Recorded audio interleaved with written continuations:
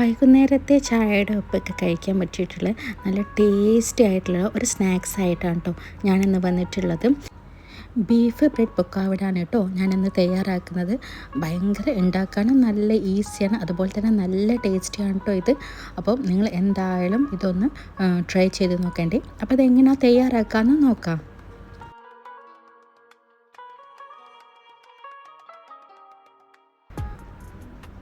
അതിനാവശ്യമായിട്ട് എടുത്തിട്ടുള്ളത് 1/2 ടീസ്പൂണ് മാത്രം നല്ല ജീരകം, 1/2 ടീസ്പൂൺ പെരിഞ്ജീരകം, 2 പച്ചമുളക്, 1 ടീസ്പൂൺ മുളക് പൊടി, 1/2 ടീസ്പൂൺ മഞ്ഞൾപ്പൊടി, 1/2 ടീസ്പൂണ് പെപ്പർ പൗഡർ, ഒരു ചെറിയ കൈപ്പിടി കറിവേപ്പിലയും അതുപോലെ തന്നെ ഒരു ചെറിയ കൈപ്പിടി മല്ലിയിലുമാണ് കേട്ടോ ഇതിലേക്ക് ചേർത്ത് കൊടുത്തിട്ടുള്ളത്. പൊടികളൊക്കെ വളരെ കുറച്ച് മാത്രം എടുത്താൽ മതി കേട്ടോ, ഞാൻ ഈ പറഞ്ഞ അളവിൽ മാത്രം. പിന്നെ എടുത്തിട്ടുള്ളത് 1 ടീസ്പൂണ് ഇഞ്ചി വെളുത്തുള്ളി പേസ്റ്റാണ് കേട്ടോ. പിന്നെ ഒരു ഒണിയൻ്റെ അരഭാഗം മാത്രമാണ് കേട്ടോ ഇതിലേക്ക് ചേർത്ത് കൊടുത്തിട്ടുള്ളത്. ഇനി നമുക്കിതിലേക്ക് ചേർത്ത് കൊടുക്കാനുള്ളത് 1/2 കപ്പ് കടലപ്പൊടിയാണ് കേട്ടോ. പിന്നെ ചേർത്ത് കൊടുക്കാനുള്ളത് 1/4 കപ്പ് അരിപ്പൊടിയും 1/4 കപ്പ് മൈദപ്പൊടിയും ആണ് കേട്ടോ ഇതിലേക്ക് ചേർത്ത് കൊടുക്കുന്നത്. ഇനി നമുക്ക് ഇതിലേക്ക് ഉപ്പ് ചേർത്ത് കൊടുക്കണം. ഞാൻ 1 ടേബിൾ സ്പൂൺ ഉപ്പാണ് ചേർത്ത് കൊടുത്തിട്ടുള്ളത്. നിങ്ങൾക്ക് ഉണ്ടാക്കുന്നതിനനുസരിച്ചിട്ട് ഉപ്പ് ലാസ്റ്റ് നോക്കിയാൽ മതി. പിന്നെ ഇതിലേക്ക് ചേർത്ത് കൊടുക്കുന്നത് നമ്മൾ മെയിൻ താരമായിട്ടുള്ള ബീഫ് ഫ്രൈ ആണ് കേട്ടോ.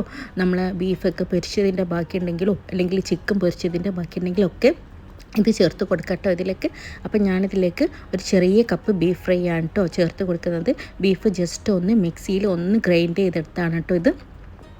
അപ്പം അതിൽ എല്ലോ കാര്യങ്ങൾ എന്തെങ്കിലും ഉണ്ടെങ്കിൽ അത് മാറ്റിയിട്ട്, ബീഫിൻ്റെ എല്ലുകളൊക്കെ ഉണ്ടെങ്കിൽ അതൊക്കെ ഒന്ന് മാറ്റിയിട്ട് ബീഫ് ജസ്റ്റ് ഒന്ന് മിക്സിയിൽ ഗ്രേറ്റ് ചെയ്തിട്ട് ഒന്ന് ഇതിലേക്ക് ഇട്ട് കൊടുക്കാം കേട്ടോ. നമുക്ക് ഇതിലേക്ക് ബീഫ് ചേർക്കുമ്പോൾ നമ്മൾ ഉണ്ടാക്കുന്ന ഈ പൊക്കവടക്ക് നല്ല ടേസ്റ്റാണ് കേട്ടോ. ഇനി ഇൻ കേസ് ബീഫ് ഇല്ല എന്നുണ്ടെങ്കിലും ഉണ്ടാക്കാണ്ട് നിൽക്കണ്ട കേട്ടോ. ബീഫ് ഇല്ലെങ്കിലും ഈ പൊക്കവട നല്ല ടേസ്റ്റാണ്. പക്ഷേ ബീഫും കൂടി ഉണ്ടെങ്കിൽ ഒന്നും കൂടി നല്ല ടേസ്റ്റായിട്ടോ. ബീഫായാലും ചിക്കൻ ആയാലും കുഴപ്പമില്ല കേട്ടോ. ഫ്രൈ ചെയ്ത് ഉണ്ടെങ്കിൽ ഇതുപോലെ ഒന്ന് ജസ്റ്റ് മിക്സിയിൽ ഗ്രേറ്റ് ചെയ്തിട്ട് ഇതുപോലെ ചേർത്ത് കൊടുക്കാം കേട്ടോ. ഇനി നമുക്ക് പാകത്തിലുള്ള വെള്ളം ഒഴിച്ചു കൊടുത്താൽ ഇതുപോലെ ഒരു ബാറ്ററാക്കി എടുക്കണം. ബാറ്റർ ലൂസ് ആവാനും പാടില്ല, എന്നാൽ നല്ല കട്ടിയാനും പാടില്ല കേട്ടോ.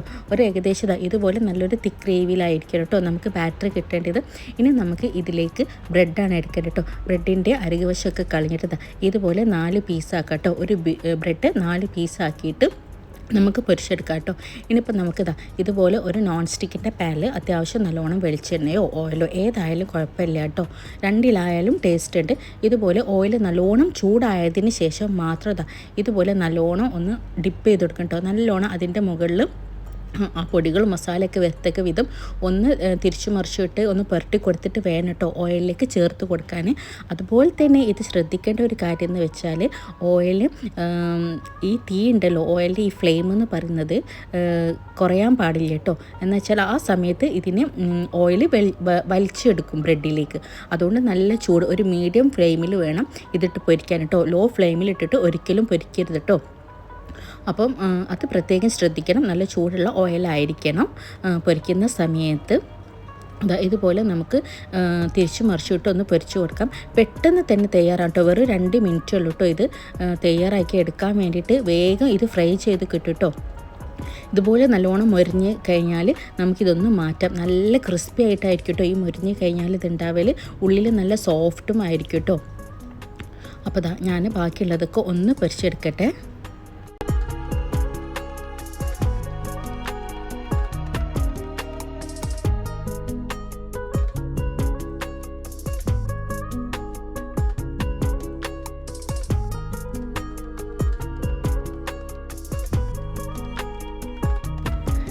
ഇതിൻ്റെ കൂടെ തന്നെ നല്ല ഏലക്കായ ഇട്ട ചായയും കൂടി ഞാൻ ഇതിനൊപ്പം തയ്യാറാക്കുന്നുണ്ട്.